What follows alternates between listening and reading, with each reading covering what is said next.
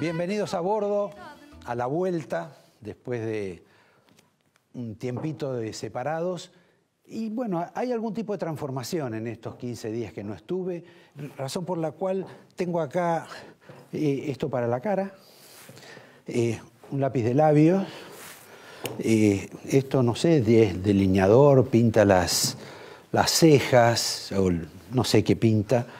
Ustedes van a ver una gran transformación en este programa, en vivo, conmigo. Diría casi un fenómeno de travestismo. Antes, voy a hablar de la reunión que hoy va a tener, esto lo vamos a guardar para después. Antes le voy a hablar de la reunión que va a haber hoy del presidente Macri y varios gobernadores y mucha gente importante del gobierno y filogobierno con los dirigentes sindicales, con la CGT, donde el gobierno le va a reconocer una deuda por las obras sociales a la muchachada sindical que dicen que oscilan alrededor de los 30.000 millones de pesos. Después dirán cómo se paga, pero creo que las organizaciones sindicales van a estar bastante contentas. Y Macri también, porque es un paso, diría Macri, para el gran diálogo social con la Argentina. Y evitar conflictos, si pueden, porque también hay organizaciones radicalizadas que no creo que compartan este criterio y deben pensar que están comprando la voluntad del gremialismo organizado. Lo cierto es que el viernes el gremialismo organizado, la CGT, va a considerar esta resolución, la va a festejar, posiblemente ya lleguen festejando desde mañana, y van a decidir su colaboración, contribución con el gobierno Macri y sobre todo la continuidad de la jefatura de la CGT. Acá no va a haber un secretario general de la CGT, ni puesto por Macri, que sería, algunos se referían a Momo Venegas, ni puesto por Moyano, que algunos referían que era Smith, sino que van a seguir los tres que hoy de un modo u otro la conducen, algunos como, digamos, por iniciativa propia y otros en delegación de autoridades, que son Acuña, que es Barrio Nuevo, Moyano y Daer, que es Massa.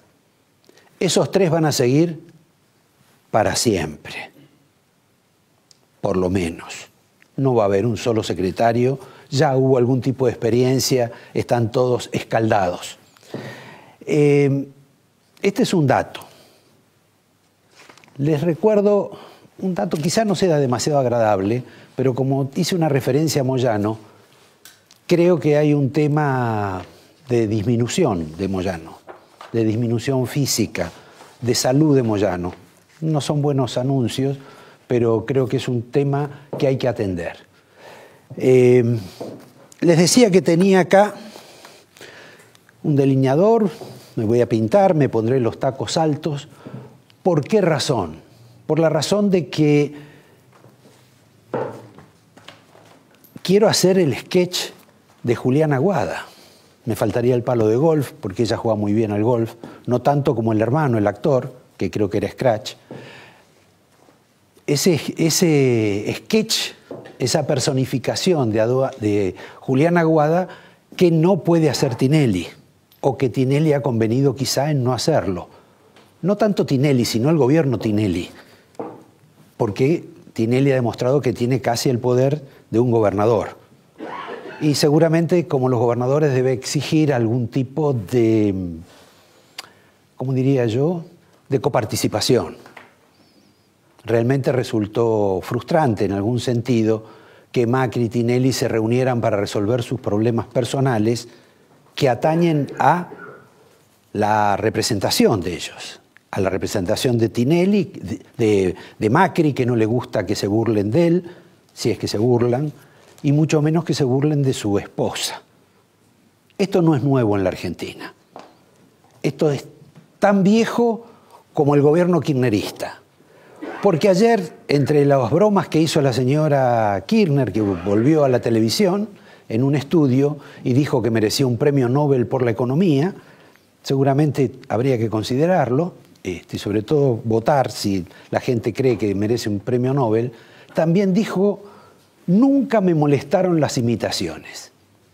Fíjense ustedes, yo me acuerdo, por ejemplo, y lo tengo acá anotado, en el 2003 ya hubo un incidente sobre los Kirchner, concretamente un par de muñecos que tenía uno de los programas de televisión referidos a Virolita y al Cabezón, que era, bueno, una broma, una parodia de Duhalde y de Kirchner.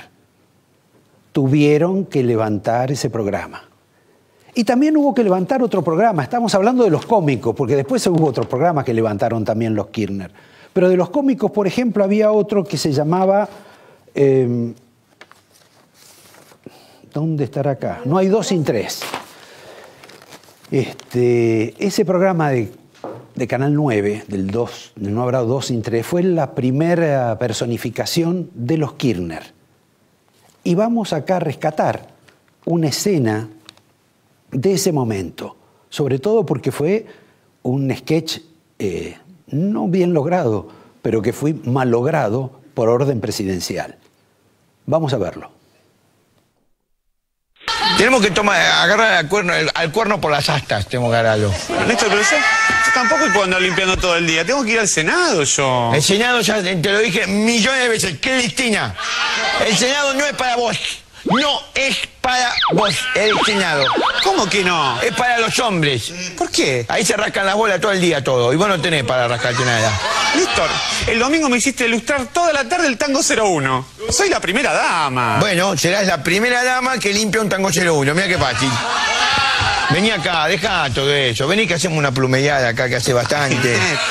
Desde que arrancó, no hay dos. Sin tres nunca pudimos hacer nada. Siempre con quilombo. O llama a alguien, ya desconecté el teléfono, nadie va a llamar.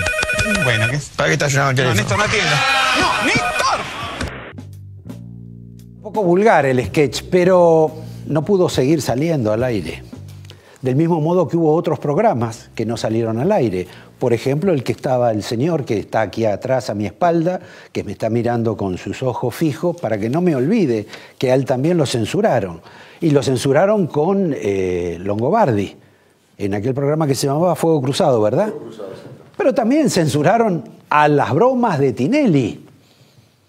Hubo que sacarla a algunos personajes. Por lo tanto, la señora Kirchner, no voy a decir que miente, pero disimula la molestia que tenía, el encono que tenía cada vez que alguien hacía una broma sobre ella o alguien escribía algo crítico sobre ella. Tanto que hubo ministros que pedían, que en alguna medida exigían y si podían canjeaban, que se hablara mal hasta de ellos mismos, pero no de Cristina.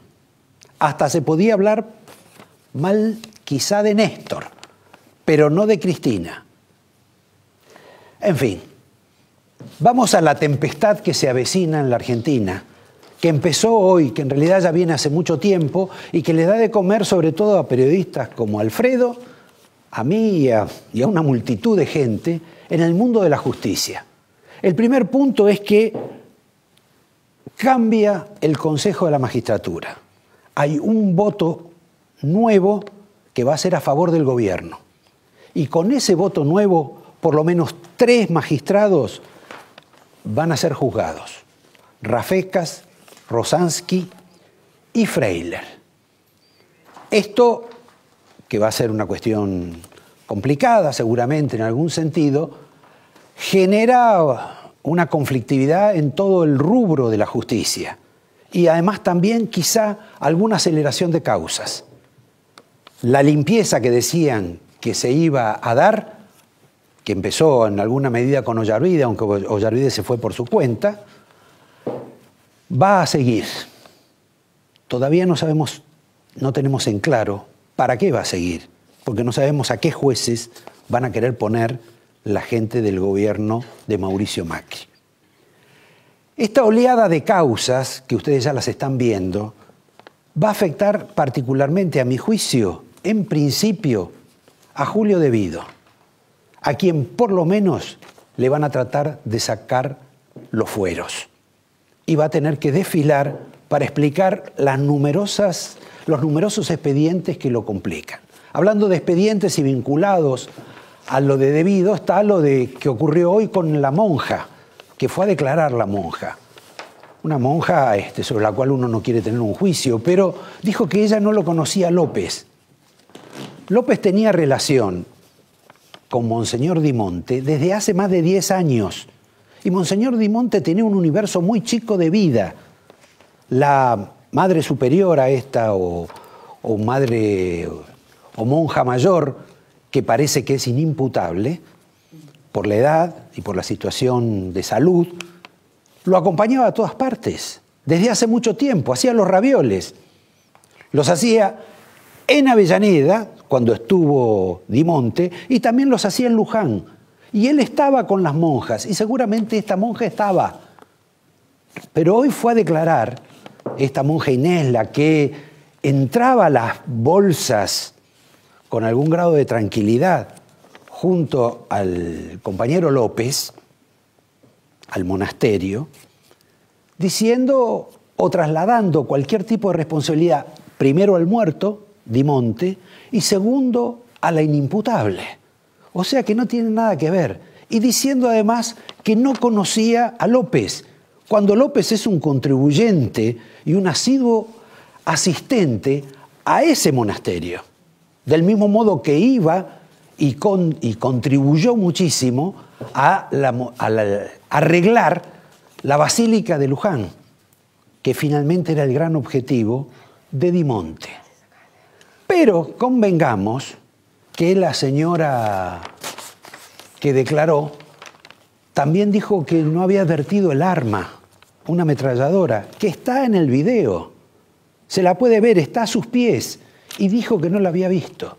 Todo raro, todo muy raro. Tanto que hasta la iglesia va a investigar. Esto es, la iglesia va a investigarse a sí mismo, como investiga otros casos que ustedes conocen, que no vienen al tema. Con relación a la justicia, quiero decirles un pequeño detalle. El tema de Lázaro Báez quizá no tenga la evolución que mucha gente cree que va a tener. Porque el cometa Báez, en realidad la cometa de Báez, no solo es de Báez, complica a muchísima gente y empresas y personalidades empresariales de la Cámara de la Construcción. Y yo creo que hasta el propio presidente Macri, el caso Báez le hace más ruido que otros casos, inclusive que el de los Panama Papers, porque Báez hizo negocios y obras con casi todos. Hablando de Macri, y rápidamente. Ustedes saben que Macri tiene 9 cardiólogos que lo asisten, designados. Es curioso. No son traumatólogos. Él juega al pádel, al fútbol. 9 cardiólogos. ¿Qué debilidad tiene por ese tema? Rarísimo. Y volviendo también a Macri, ustedes saben que estamos en el proceso del blanqueo de capitales, la exteriorización de fondos y bienes que los argentinos tienen, no digo ocultos, guardados en el exterior, aquí, que es una medida que el ministro Pratgay apenas asumió, dijo que no iban a tomar, porque era favorecer al narcotráfico. Obviamente cambió de idea. Y también dijo en ese momento que no la querían aplicar porque era continuar la política de Kicillof, diciendo que Kicillof contribuía justamente a blanquear el narcotráfico, ya que en aquel otro blanqueo solo se podía blanquear lo físico. No es cierto, ni fue cierto. Se podía blanquear lo físico y se podían blanquear las cuentas. Pero bueno, esos son detalles. Lo cierto es que empieza un régimen para salvar la dificultad de esta economía que está en un estado, digamos, de duda. Y en ese estado de duda se encontró la variante del blanqueo, de que ingresen fondos para seguir gastando, para seguir gastando en el fútbol, quizá un poco menos, pero para seguir gastando. Y para que se siga fabricando negro, para que después haya un nuevo blanqueo.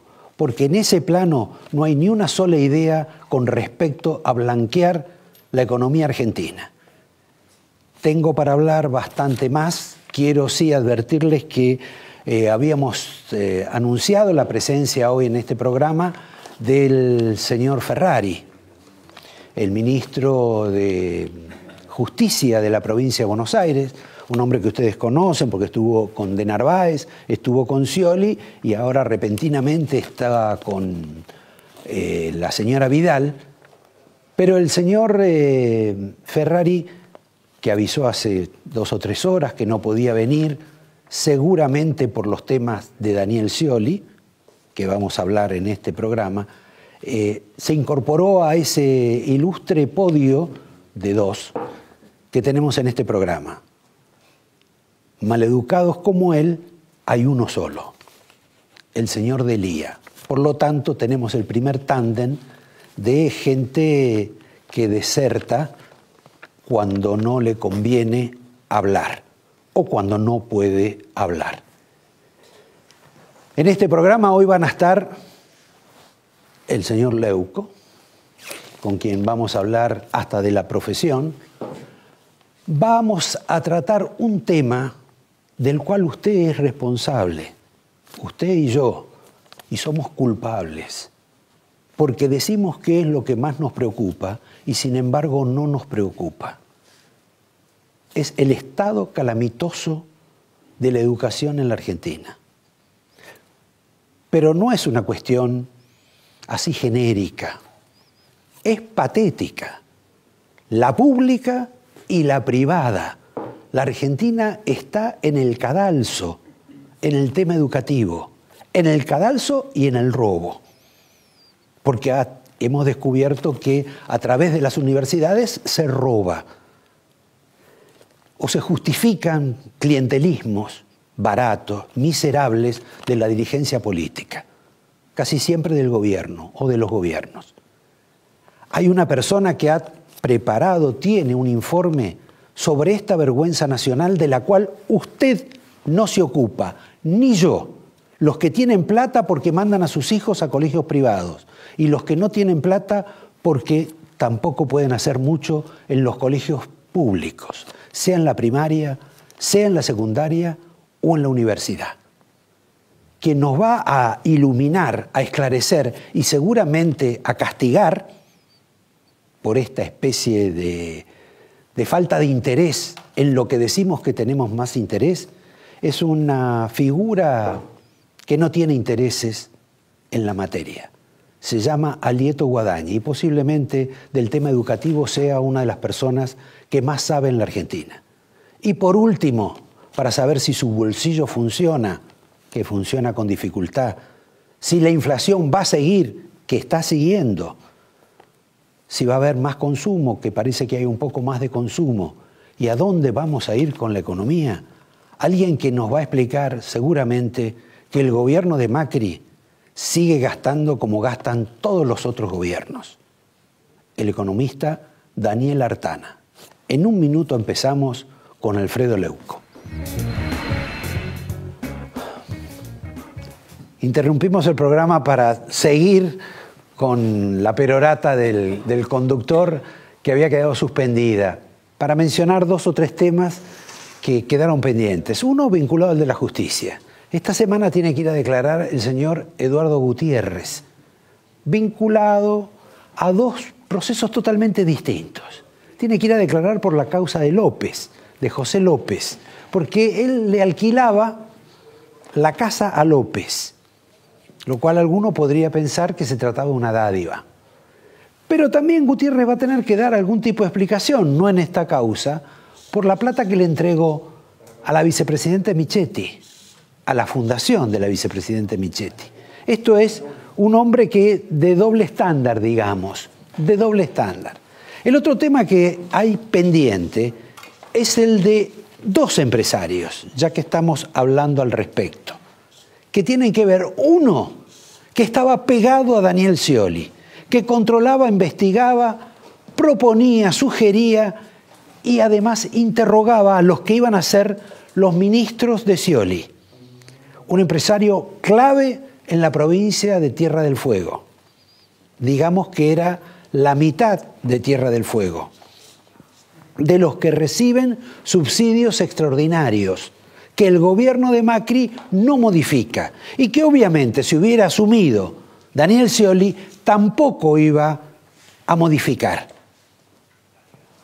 Pero ocurre que la otra mitad le pertenece al hermano de leche de Mauricio Macri, que es el señor Dante Caputo, que hace lo mismo o que hacía lo mismo que Chernakowski con los aspirantes a ministros de Macri y que lo sigue haciendo.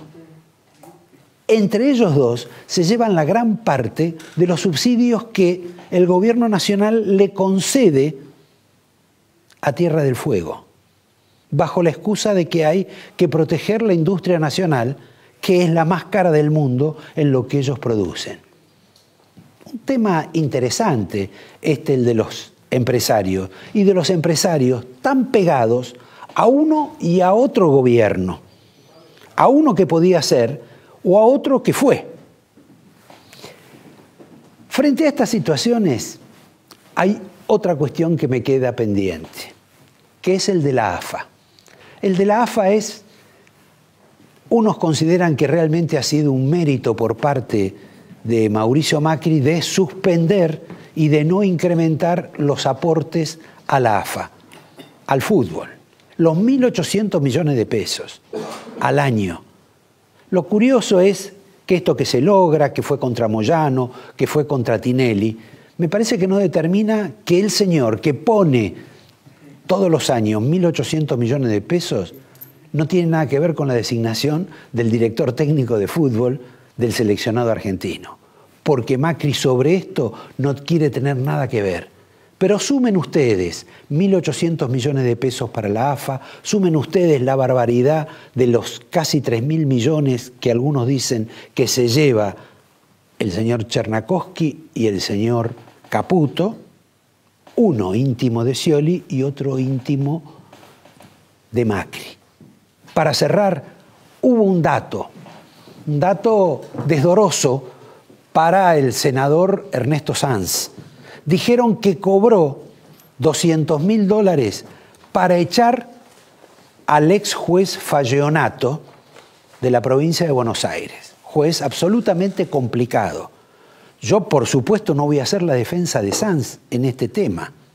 Lo que sí quiero decir, que si el señor Sanz se llevó $200.000 por echar a Falleonato, les quiero preguntar, ¿cuántos se llevaron los 5 consejeros que responden o respondían al Frente para la Victoria, que ese día que debían ir a defender a Falleonato, inesperadamente faltaron todos? Una pregunta y otra respuesta. En un minuto volvemos con Daniel Artana.